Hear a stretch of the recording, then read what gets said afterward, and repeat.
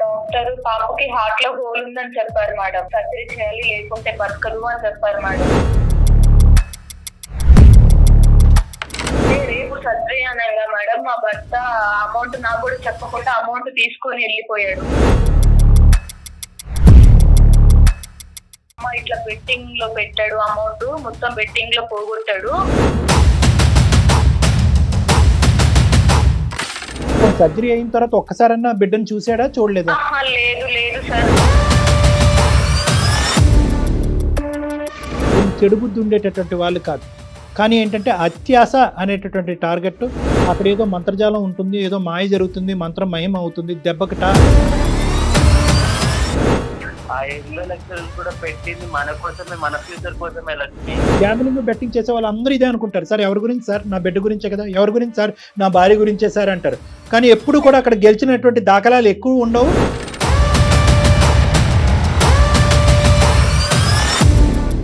ఇంటి మొత్తం అంతా ఆస్తులు గిస్తులు అమ్ముకునే పరిస్థితి వస్తుంది. పాపకి ఏదైనా అయ్యి చనిపోయి ఉంటే నువ్వు ఎవరిని చూడడానికి వచ్చేవాడి? పాపకి ఎవరిని చూడడానికి వచ్చేవాడివా? నా భర్తకు ఒక దండం, అతను నాకు వద్దు, నేను డివోర్స్ తీసుకుందాం అనుకుంటున్నాను, నేను తీసుకునే నిర్ణయాన్ని మీరు సమర్థిస్తారా లేదా అని చెప్పి అమ్మాయి మాకు కాల్ చేసి, ఒక్కసారి ఒక అవకాశం ఇచ్చి నీకు ట్రీట్మెంట్ ఇస్తే కనుక ఏమైనా బాగుపడతావేమో అని ఆస్తో నీకు చేసాం. ఎందుకంటే ఈ బెట్టింగ్ గ్యాంబ్లింగ్ అనేటటువంటిది ఒక బ్రెయిన్కి సంబంధించినటువంటి ఒక వ్యసనం లాంటిది, ఒక వ్యాధి లాంటిది. ఎందుకంటే ఓడిపోయిన ప్రతి చోట, ఓడిపోయిన చోటే గెలవాలి అనేటటువంటి ఒక పిచ్చి తాపత్రయం ఉంటుంది. ఇప్పటికైనా అది తప్పు అనే ఆలోచన వచ్చిందా? బాగా గుర్తుకొస్తుంది సార్. ప్లీజ్ సార్, మీరే ఏదో ఒకటి చెప్పండి సార్. లక్ష్మి చేత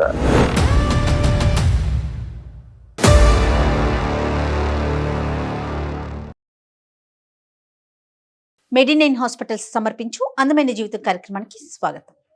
నమస్తే కళ్యాణ్ గారు. నమస్తే జయ గారు. కళ్యాణ్ గారు, డబ్బు సంపాదించాలి, అది కూడా ప్రాపర్ వేలో ఉంటే, ఏదంటారు చూసారా, మన కష్టమైతే ఎటు పోదని. నిజంగా ఇప్పుడు నేను తీసుకున్న స్టోరీ దానికి కరెక్ట్గా యాప్ట్ అవుతుందండి. డబ్బు సంపాదించాలి, చాలా ఈజీగా అది రెట్టింపు అయిపోవాలి. 100, 200 అవ్వాలని కోరుకోవటం ఓకే, లేదా 1000 రూపాయలు అవ్వాలని కోరుకోవటం కొంతవరకు ఓకే. 100, 10,000 అయిపోవాలని కోరుకోవటం, కుటుంబాన్ని రోడ్డుకి ఇచ్చి ఏమైపోయినా పర్వాలేదు, ఎట్లా ఉన్నా పర్వాలేదు, డబ్బు సంపాదించేస్తామనే ఊహల్లో బతుకుతూ జీవితాన్ని సర్వనాశనం చేసుకుంటున్నారండి ఈ రోజుల్లో యువత. Correct madam. అలాంటి ఒక కేసు ఇప్పుడు మన దాకా వచ్చారండి. లక్ష్మి అనే ఒక ఆవిడ పూర్తి స్టోరీ నాకు మెయిల్ చేశారు, మీతో మాట్లాడాలనేసి అడుగుతా ఉన్నారు. మరొకసారి కాల్ చేసేస్తానండి, మాట్లాడదాం.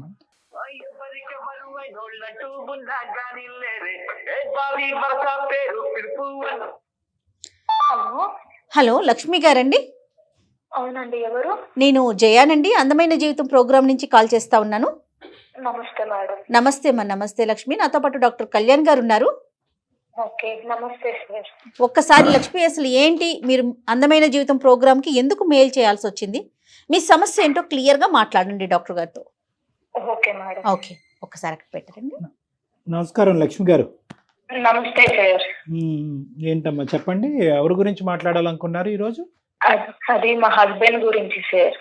చెప్పనన్నా, ఏంటి సమస్య? డాక్టర్ పాపకి హార్ట్ లో హోల్ ఉందని చెప్పారు మేడం. Okay okay. హోల్ ఉంది, పాపకి సర్జరీ చేయాలి లేకుంటే బతకదు అని చెప్పారు మేడం. బతకదు అని చెప్తే ఎంత సార్ డాక్టర్ గారు, ఎంత ఖర్చు అవుతుంది డాక్టర్ గారు? పాప ఆపరేషన్ కంటే 15 to 20 lakhs ఖర్చు అవుతుందమ్మా అని చెప్పారు మేడం. సర్జరీకి 15 to 20 lakhs అవుతుంది. అబ్బా. అవును సార్. చెప్తే ఆ పని ఈ పని చేసి మా హస్బెండ్ నేను ఇద్దరం చేసి డబ్బులు కూడబెట్టినాం మేడం. ఓ సంతోషం. కూడబెట్టిన తర్వాతకి అంటే రేపు సర్జరీ అనగా మేడం మా భర్త అమౌంట్ నాకు కూడా చెప్పకుండా అమౌంట్ తీసుకొని వెళ్ళిపోయాడు. దేనికమ్మా అమౌంట్? అది అంటే నాకు కూడా ఫస్ట్ తెలీదు సార్. వాళ్ళ ఒక అన్నయ్య ఉంటాడు, తన ఫ్రెండ్, ఆ అన్నయ్యకి కాల్ చేసి అడిగాను. అంటే నేను కాల్ చేస్తూ ఉంటే ఉండు డబ్బులు తీసుకొస్తున్నా అని చెప్పి కాల్ కట్ చేసి నా మీద విరుచుకుపడుతూ కోపంతో కట్ చేసేవాడు ఫోన్. అయితే ఏం జరిగింది అన్నయ్య అని తన అన్నయ్యకి కాల్ చేస్తే, అమ్మ ఇట్లా బెట్టింగ్ లో పెట్టాడు, అమౌంట్ మొత్తం బెట్టింగ్ లో పోగొట్టాడు,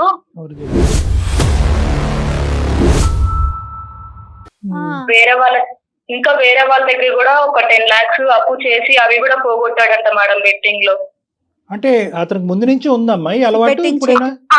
ఫస్ట్ అంటే వెళ్ళుతుండే సార్, అంటే చిన్న చిన్న అమౌంట్, ఎక్కువ కాదు, ఒక 5,000 10,000 అట్లా. నేను అప్పుడే వద్దు ఆడకని అని అప్పుడే బతంలాడి చెప్పాను సార్. అమ్మా అంటే నా మాట అంటే ఈ బెట్టింగ్ ఏంటమ్మా, డైరెక్ట్ గా వెళ్తాడా, ఆన్లైన్ Online ఆ? మొబైల్ బెట్టింగా? Online betting sir. ఆన్లైన్ బెట్టింగా. అయితే వాళ్ళ ఫ్రెండ్ ఎవరో చెప్పారట, ఇట్లా 20 lakhs ఇంకా 20 lakhs వస్తే డబల్ వస్తదిరా, నా మాట విను, నన్ను నమ్ము అని చెప్పేసి తీసుకెళ్లి వాళ్ళు ఒక దగ్గర ఉండేసి ఇట్లా బెట్టింగ్ ఆన్లైన్ లో పెట్టారంట సార్. అంటే ఏంటమ్మా ఇప్పుడు బెట్టింగ్ చేసి డబ్బులు సంపాదించాలి అనేటటువంటి దానికి, అంటే బాగా రిచ్ అవ్వాలి అని కోరిక, లేదంటే పాప గురించా, దేని గురించి, టార్గెట్ ఏంటి? అంటే టార్గెట్ ఉన్నంత మాత్రం బెట్టింగ్ చేయాలని నేను ప్రోత్సహించట్లే గానీ అసలు అతని దేనికి, టార్గెట్ ఏంటి? ఏం కావాలి అతనికి? నేను అడిగితే పాప కోసమే చేశాను, డబల్ వస్తది, మళ్ళా ఎక్కువ అమౌంట్ ఉంటే పాపను చూసుకోవడానికి మంచిగా ఉంటది అని చెప్పాడు సార్ నాతోని. ఓరి కానీ అంతకు ముందు కూడా ఆడాడు కదమ్మా. ఇప్పుడు ఇంతకు ముందు పాప అంతకుముందు కూడా పరిస్థితి, ఆడాడు సార్. సో పాప పరిస్థితి అనేటటువంటిది ఇప్పుడు కనిపించేటటువంటి ఒక కారణము. కానీ అంతకు ముందు కూడా ఇలాగెళ్ళి తగలెట్టిన సందర్భాలు ఉన్నాయిగా డబ్బులు. అవును సార్, అవును. సరిపోయింది. ఓకే, తర్వాత ఏమైందమ్మా మరి? నువ్వు పాప సర్జరీ అయిందా ఇంతకి? పాప ఎలా ఉంది? సర్జరీ చేయించాను మేడం. 20 lakhs మా అమ్మ వాళ్ళు ఇస్తే పొలం అమ్మేసి ఆ 20 lakhs తోని ఆపరేషన్ చేయించాను. పాపకి ఇప్పుడు బానే ఉంది health. పోనీలేమ్మా. తను ఇప్పుడు కాల్ చేసి ఓకే విసిగిస్తున్నాడు, నాకు తప్పైపోయింది, నేను పాప కోసమే చేశాను కదా, పాప కోసం ప్లీజ్ నాతో మాట్లాడు, నా దగ్గరికి రా. నువ్వు ఎక్కడున్నావు ఇప్పుడు? నేను మా అమ్మ వాళ్ళ దగ్గర ఉన్నా మేడం. సో విడిపోయారు. బయటకు వచ్చేసారి మీరు పాపని తీసుకొని, అంతేనండి? తీసుకొని ఆపరేషన్ అయిపోయిన తర్వాత నేను ఇంకా అక్కడికి వెళ్ళలేదు మేడం, మా ఆయన వాళ్ళ ఇంటికి. నేను మా అమ్మ వాళ్ళ ఇంటికి వచ్చేసాను మేడం. అంటే ఈ ఒక్క ఆస్పెక్ట్ తీసేస్తే రవి గారికి ఇంకేమన్నా చెడు అలవాట్లు, వ్యసనాలు ఉన్నాయమ్మా? ఇది ఒక్కటేనా?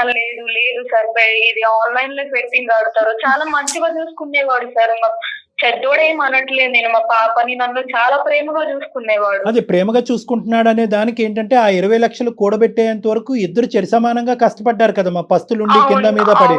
సో దాన్ని బట్టే పాప అంటే, మీరంటే, కుటుంబం అంటే ఎంత ప్రేమ గౌరవం ఉంది అనేది నాకు అర్థం అవుతుంది. కానీ వెళ్ళినటువంటి విధానం దాన్ని డబుల్ చేయాలనేటటువంటిది ఆశ అత్యాశ అయింది. అదే కదా సార్, ఉన్న అమౌంట్ పెట్టి డబుల్ చేసే కంటే ఈ రోజుల్లో కష్టపడిన అమౌంట్ ఉండట్లేదు సార్, ఊరికొచ్చిన అమౌంట్ కరెక్ట్ చెప్పామమ్మా, చాలా కరెక్ట్ చెప్పారు మీరు. సో ఇప్పుడు 3 నెలలు బట్టి ఉంటున్నాయి మామూలుగా మాటలు అవి ఉంటున్నాయమ్మా? అతను వచ్చిపోతున్నాడు? లేదు సార్ రావట్లేదు. కాల్ చేస్తుంటే నేనే మాట్లాడకుండా కట్ చేస్తున్నాను సార్. వద్దు, నీతో విసిగిపోయాను, నాకు వద్దు, ప్లీజ్ ఫోన్ చేయకు అని చెప్పేసి విడాకులు ఇచ్చేస్తా అని హాస్పిటల్కి వచ్చాడమ్మా? ఇప్పుడు సర్జరీ అయిన తర్వాత ఒక్కసారన్నా బిడ్డను చూసాడా, చూడలేదా? లేదు సార్, రాలేదు సార్. రాలేదా, చూపెట్టలేదా నువ్వు? నేను చూపించలేదు సార్, వస్తా అన్నారు, నేను రానివ్వలేదు. సరే మారేనని ఇప్పటికైనా అంటున్నాడా? నేను మారేను లక్ష్మి, నాలో మార్పు వచ్చింది అని అంటున్నాడా? లేదంటే పాప గురించే కదా నేను ఆడాను అని అంటున్నాడా? కారణం చూపి పాప గురించే కదా నేను ఆడింది అని అంటున్నాడు సార్. రేపొద్దున ఇప్పుడు పాప ఇదంటాడు, రేపొద్దున పాప పెళ్లికో లేదంటే పెద్ద మనిషి అయినప్పుడు అప్పుడు ఆ పార్టీ చేయడానికి డబ్బులు కావాలి కాబట్టి అంటాడు. సో ఈ కారణాలు అనేవి అలా పెరుగుకుంటూనే పోతా ఉంటాయి. సో మార్పు అనేది రాలేదని నీ నమ్మకం అమ్మా? రాదనా?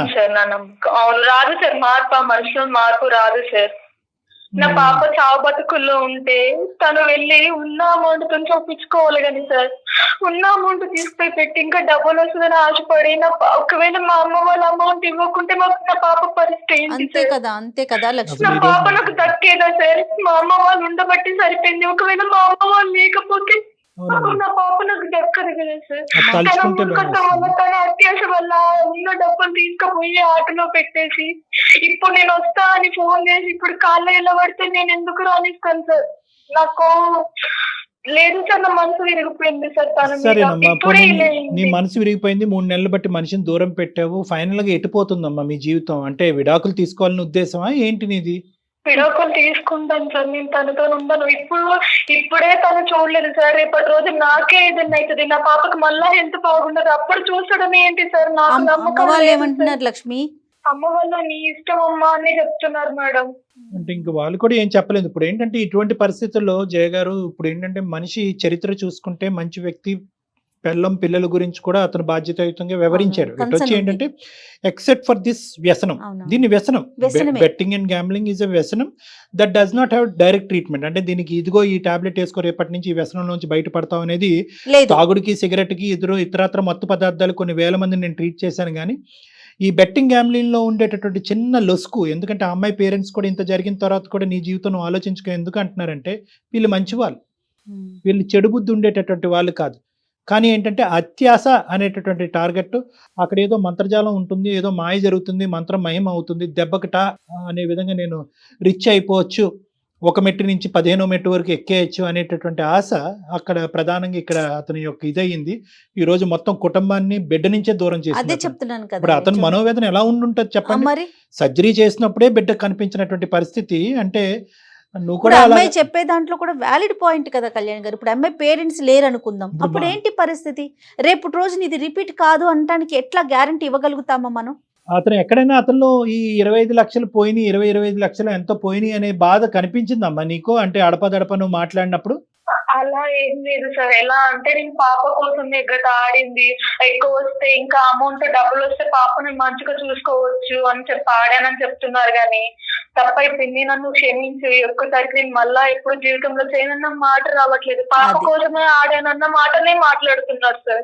అదేనమ్మా. ఇప్పుడు నేను అనేది ఏంటంటేనమ్మా, ఇప్పుడు నువ్వు మాకు చేయటం వెనకతల ప్రధానమైన కారణం ఏంటంటే కనుక నేను ఈ కారణం చేత నేను విడాకులు తీసుకోవాలనుకుంటున్నాను డాక్టర్ గారు, ఇది కరెక్టా రాంగా అనేది Yes. తెలుసుకోవటం గురించా, లేదంటే ఒక్కసారి నేను తీసుకునేటటువంటి నిర్ణయం కరెక్టా రాంగా అనే దాని గురించి అతనితో మాట్లాడి చూడండి అనే దాని గురించి చేసావా?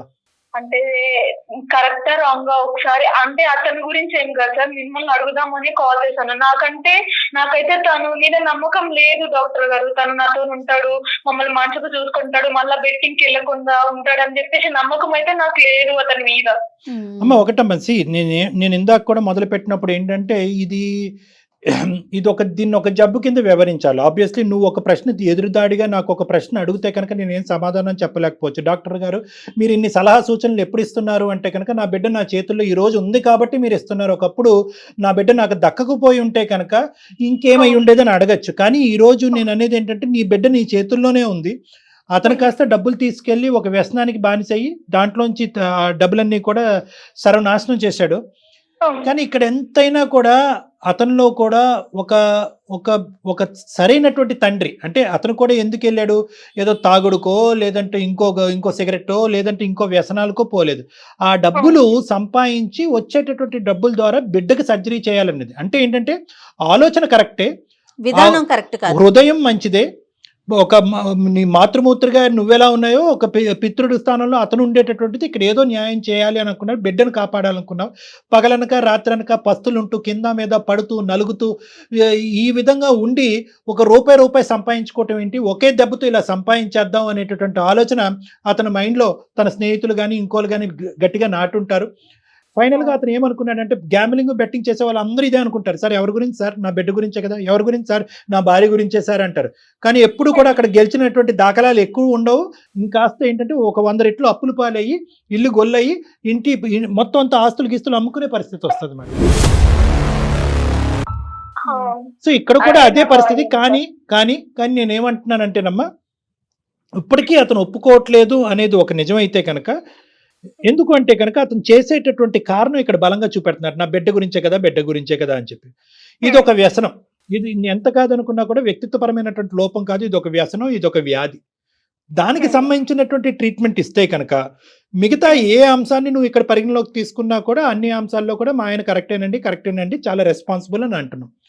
అంటే 99% కరెక్ట్గా ఉన్న వ్యక్తి 1% బ్యాడ్గా ఉన్నాడు. ఎటొచ్చి ఏంటంటే ఈ 1% నువ్వు ఎందుకు యాక్సెప్ట్ చేయలేకపోతున్నావు అంటే కనుక ఒక కళ నీ కాన్స్టెంట్గా నీ బ్రెయిన్లో తిరుగుతుంది. అంటే సరైనటువంటి సమయంలో నాకు కావాల్సినటువంటి డబ్బులు రాకపోతే కనుక బిడ్డ లేనటువంటి తల్లిగా నేను ఉండిపోయి ఉండేదాన్ని కదా, చేజేట్లలో నా బిడ్డను పోగొట్టుకునే దానిగా ఉండిపోతాను అనే కళ నీ వెనకాతల తిరగటం వల్ల ఈరోజు ఆ పరిస్థితి కాస్త నీ భర్త మొహంలో కనిపించడం వల్ల అతను నీ ఇంటి దరిదాపుల్లోకి తీసుకురాలేకపోతున్నావు.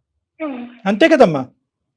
కానీ నేనేమంటానంటేనమ్మా, ఈరోజు అతనికి తగలవలసినటువంటి బాధ ఓకే, పశ్చాత్తాపం పొందట్లేదు ఇప్పటికీ కూడా బిడ్డ గురించే అంటే కనుక అది నిజమే, బిడ్డ గురించే పోయాడు.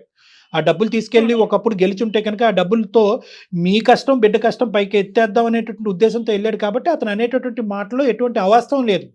కానీ ఒక 3 నుంచి 6 నెలల వరకు సర్జరీ అయినటువంటి బిడ్డను హాస్పిటల్లో కూడా చూడకుండా, ఆ బిడ్డ మొహం కూడా చూడకుండా, బిడ్డను దరిదాపుల్లోకి రాకుండా నువ్వు దూరం పెట్టా చూడు, అతనికి సరైనటువంటి పనిష్మెంట్ ఆల్రెడీ తగిలింది అన్నట్టుగా నాకు అనిపిస్తుంది. అంటే నేను ఏ నిర్ణయం తీసుకోమనట్లేదు, ఫైనల్గా నీ నిర్ణయం నీదే. నేనేమంటానంటే ఒక్కసారి అతనితో మాట్లాడి ఈ వ్యసనం నుంచి అతన్ని బయటకు తీసుకొచ్చేటటువంటి మార్గం ఏమన్నా ఉంటుందా అనేది ఒకసారి మనం అసెస్ చేసుకుందాం. ఎందుకంటే రేపొద్దున ఆ బిడ్డ పెద్దది అవుతుంది, అమ్మ నాన్న ఎందుకు వదిలేసావమ్మా అని నిన్ను అడుగుతుంది. అమ్మ నాన్న వ్యసనాన్ని బారిన పడ్డాడమ్మా, 25 లక్షలు 20 లక్షలు ఇంట్లో దొంగతనం చేసి పట్టుకెళ్ళిపోయాడమ్మా అంటే కనుక అదేంటమ్మా నాన్న అంత పెద్ద దొంగ అని నీ బిడ్డ అడుగుతుంది. తర్వాత ఇంకో మాట అంటది, ఎందుకు తీసుకెళ్ళాడమ్మా అంటది పాప, నీ సర్జరీ గురించే తీసుకెళ్ళాడమ్మా అంటే కనుక అప్పుడు ఆ పాప యొక్క మానసిక పరిస్థితి ఎలా ఉంటుందంటే, దొంగతనం చేసినందుకు తండ్రిని తండ్రి కాదు అన్నట్టు ట్రీట్ చేయడం కరెక్టా, లేదంటే నా హార్ట్ గురించే దొంగతనం చేసి డబ్బులు పోగొట్టుకున్నటువంటి నా తండ్రిని ఒక తండ్రిగా స్వీకరించాలా అనే డైలమాలో ఒక అమ్మాయి వెళ్ళిపోతుంది. సో ఇక్కడ ఏంటంటే మీరు తీసుకోబోయేటటువంటి నిర్ణయం త్రీ ఫ్యాక్టర్స్ మీద ఉంటుంది. ఒకటి, ఇది వ్యక్తిత్వమా వ్యసనమా. నెంబర్ 2, ఈ వ్యసనంకి ఏమైనా ట్రీట్మెంట్ ఉందా, నాగోటి వాళ్ళు దీన్ని ఏమైనా ట్రీట్ చేయగలరా. నెంబర్ 2.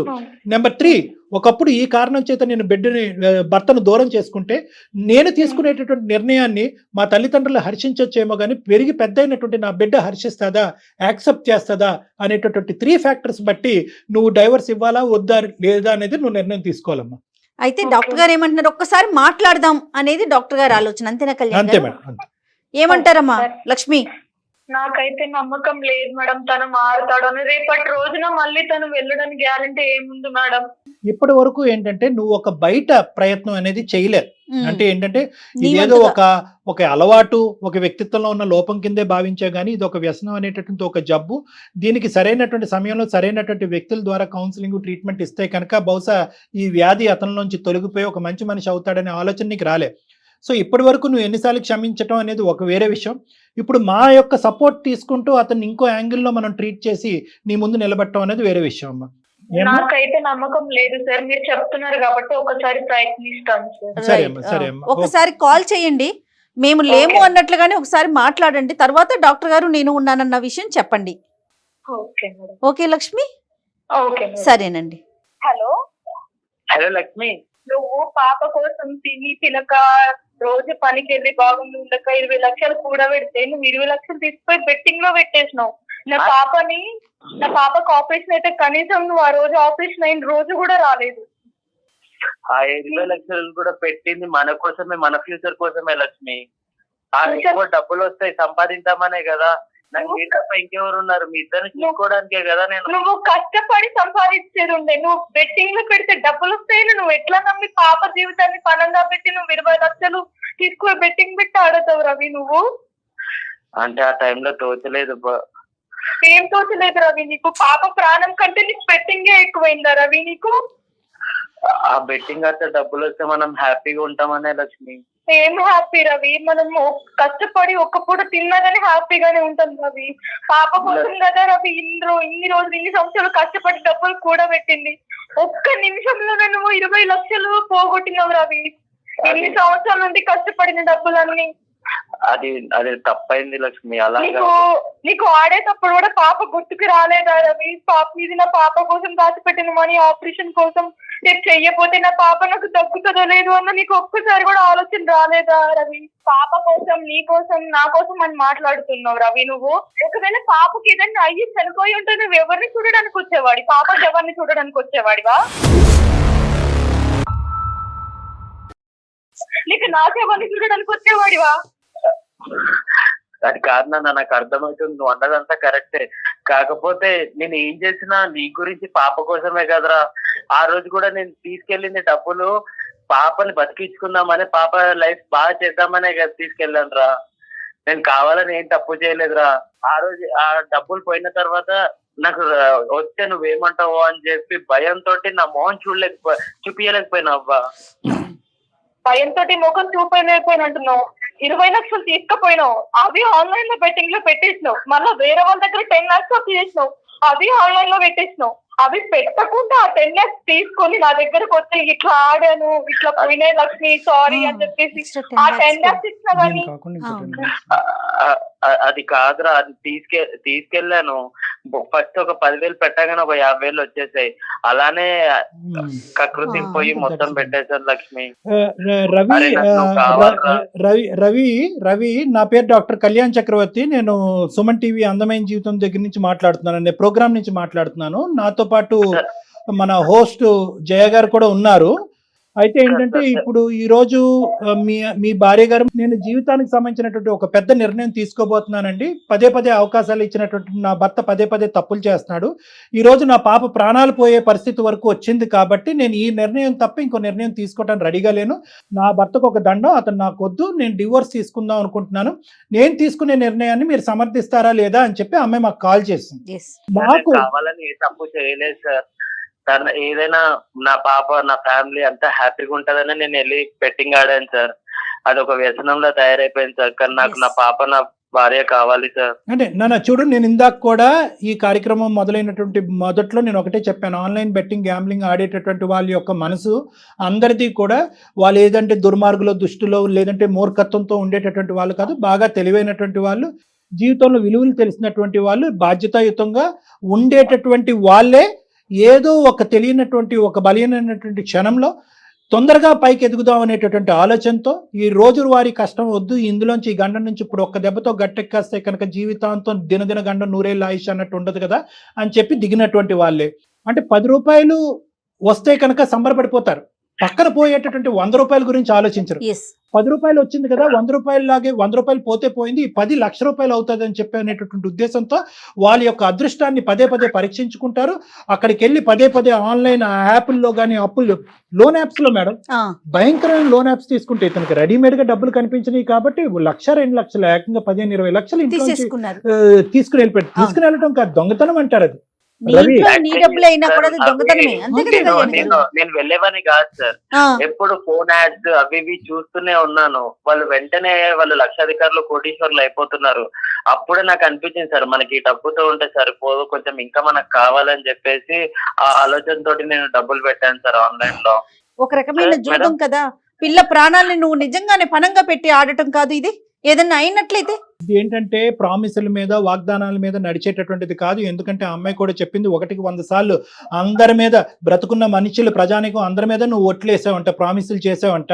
అంటే నువ్వు ప్రామిసులను నిలబెట్టుకునేటటువంటి టైప్ కాదు, నువ్వు వేసేటటువంటి ప్రామిసులు ఆ అమ్మాయి నమ్మేటటువంటి అవకాశం లేదు. ఎందుకంటే ఈ బెట్టింగ్ గ్యాంబ్లింగ్ అనేటటువంటిది ఒక బ్రెయిన్ కి సంబంధించినటువంటి ఒక వ్యసనం లాంటిది, ఒక వ్యాధి లాంటిది. ఎందుకంటే ఓడిపోయిన ప్రతి చోట, ఓడిపోయిన చోటే గెలవాలి అనేటటువంటి ఒక పిచ్చి తాపత్రయం ఉంటుంది. ఓడిపోతాను అనే ఉద్దేశంతో ఎవ్వడు కూడా బెట్టింగ్ అండ్ గ్యాంబ్లింగ్ లోకి వెళ్ళడు. ప్రతి ఓడు గెలుస్తాననేటటువంటిది అనుకుంటాడు. లాస్ట్ టైం ఈ నెంబర్ మీద కాకుండా ఆ నెంబర్ మీద పెట్టాను కాబట్టి ఓడిపోయాను, లేదంటే నల్లపిల్లి ఎదురొచ్చింది కాబట్టి ఓడిపోయాను, లేదంటే వాడెవడో నా మైండ్ డిస్ట్రాక్ట్ చేశాడు కాబట్టి ఓడిపోయాను అని చెప్పి బయట కారణాలు చెప్పి మీ లోపల ఏ కారణం లేదు, మీరు ఏ తప్పు చేయట్లేదు, ఈ రోజు ఓడిపోతే రేపు ఖచ్చితంగా గెలుస్తాననే ఉద్దేశంతో బ్లైండ్ గా మీరు వెళ్తారు. అందరు కళ్ళు కప్పుతారు, ఎవరు సలహా తీసుకోరు, ఓడిపోయి మొత్తం ఇంటిళ్ళ పాది అందరూ మునిగిపోతున్నా కూడా ఇంకా అందులోనే కొట్టుకుపోతారు. కాదు డాక్టర్ గారు, ఒకవేళ ఓడిపోతామేమో అనే ఆలోచన అసలు వీళ్ళకి రాదా ఈ బెట్టింగ్ లో కూర్చునే? అంటే ఎప్పుడు వస్తుంది అంటే మేడం, ఓడిపోయిన ఇప్పుడు వచ్చింది చూడండి, ఇప్పుడు అర్థం పశ్చాత్తాపం వచ్చింది. ఎప్పుడైతే భార్య దూరం అయిపోయింది, పిల్ల దూరం అయిపోయింది, జీవితం అంతా ఏకాకి అయిపోయింది, ఇటువంటి పరిస్థితుల్లో పశ్చాత్తాపం వస్తుంది, అరే ఇదేంటని. అలాగే చాలా మంది బెట్టింగ్ గ్యాంబ్లింగ్ చేసేటటువంటి వాళ్ళు డబ్బులు పోయిన తర్వాత విపరీతంగా కుంగిపోతారు. ఎందుకు ఈ జీవితం, చచ్చిపోతే బాగుందని అనుకుంటారు. ఎప్పుడైతే కనుక అప్పు తీరిపోతుందో మళ్ళీ కొత్త ఆలోచన వస్తుంది, అరే ఇదేంటి మళ్ళీ. చెప్పు రవి. సార్ ఈసారి నమ్మమని చెప్పండి సార్, నేను మళ్ళీ వెళ్ళాను సార్ బెట్టింగ్ జోన్. ఇప్పుడు ఆ అమ్మాయిని నమ్ము అని చెప్పడానికి మేము ఎవరయ్యా? నువ్వు మాట్లాడాలి, నీ భార్య. మేము పెళ్లి చేసావా, మీ పెళ్లి, నువ్వు ఆ అమ్మాయితో మాట్లాడు, నువ్వు ఏం చెప్పాలనుకుంటున్నావు, అమ్మాయి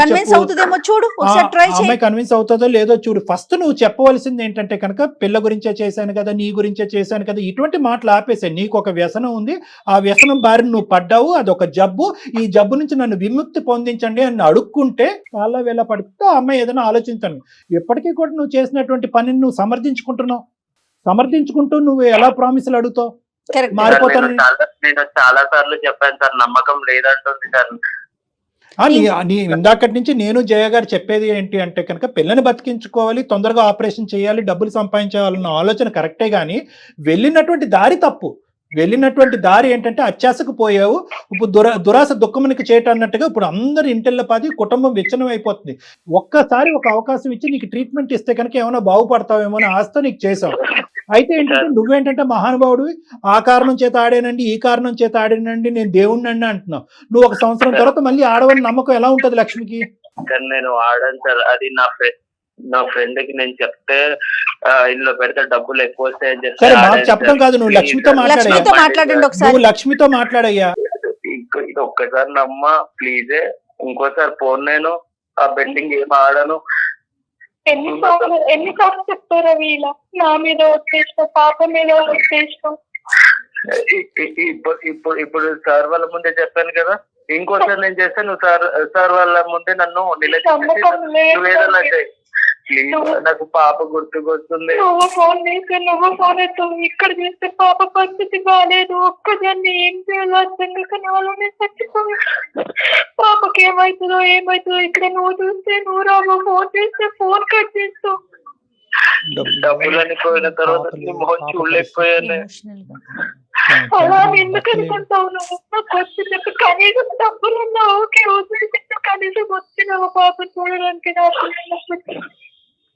ఆపరేషన్ చేసినప్పుడు కూడా రాకుండా ఫోన్ చేసిన తర్వాత నాకు నేను చూడాలనిపిస్తుంది, పాప చూడాలనిపిస్తుంది.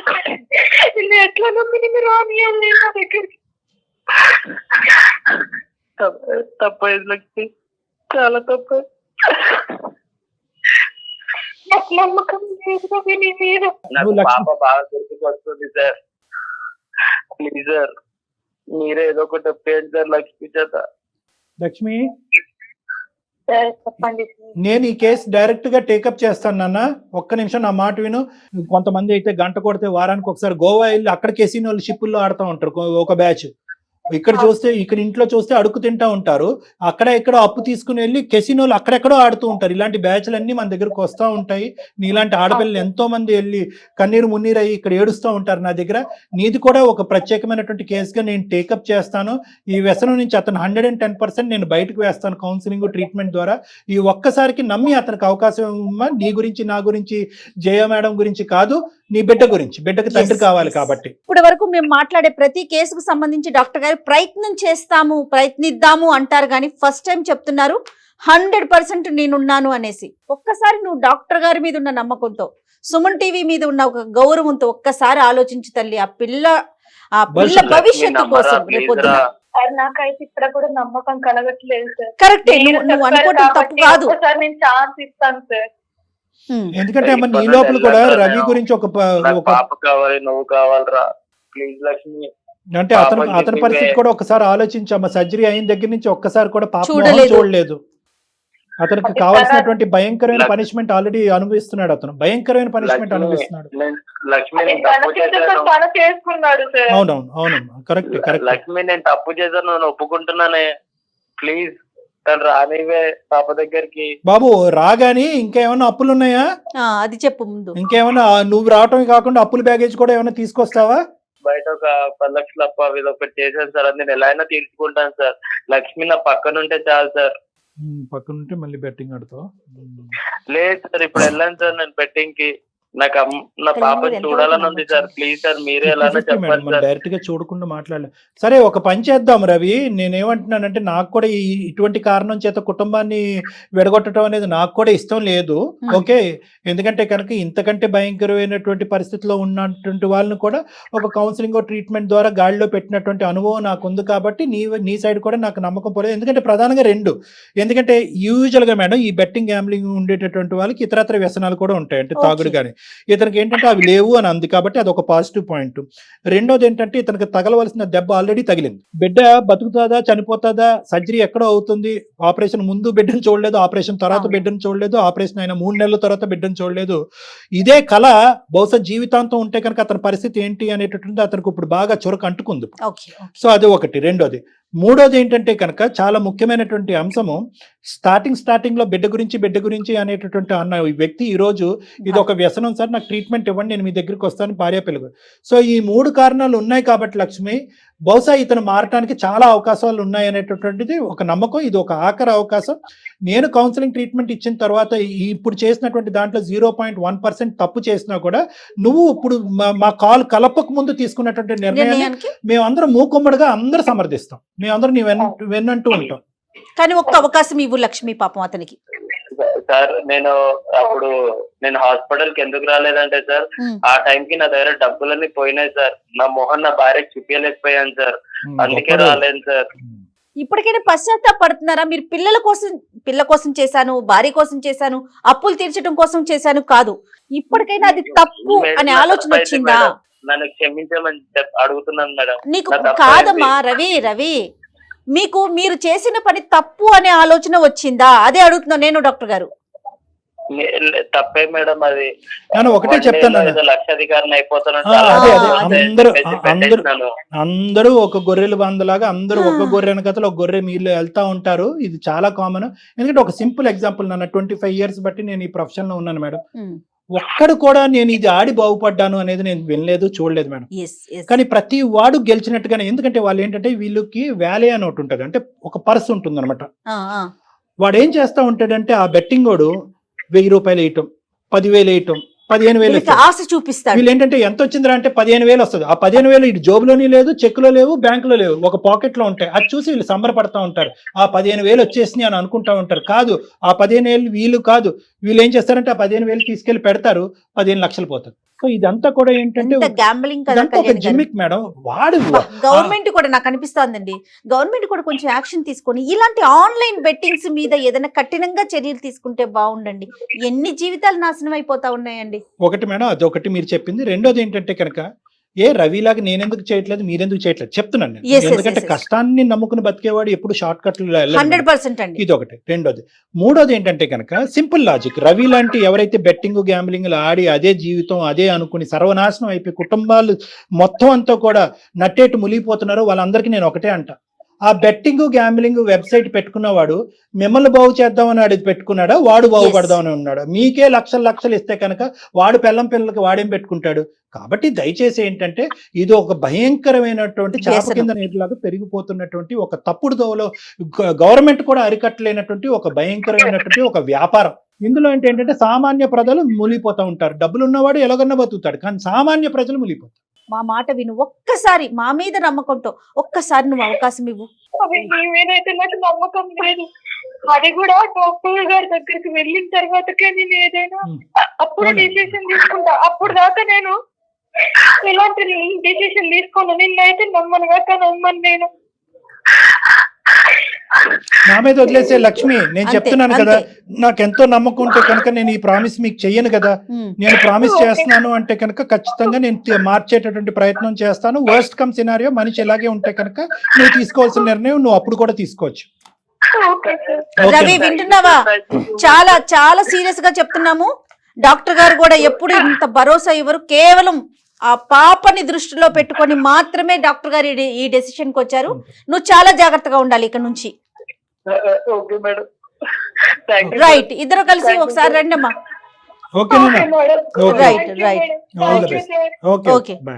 కళ్యాణ్ గారు ఏంటి పరిస్థితి? కళ్యాణ్ గారు అమ్మా ఒక్క ప్రయత్నం ఇందులో చేయాలమ్మా. ఎందుకంటే నేను అన్నాను కదా, వాళ్ళ కౌన్సిలింగ్ ఆ అబ్బాయి ఇప్పుడు వరకు ఆడింది ఒక ఎత్తు, ఇప్పుడు ఆడి పరిస్థితులను అర్థం చేసుకోవటం అనేది ఒక ఎత్తు.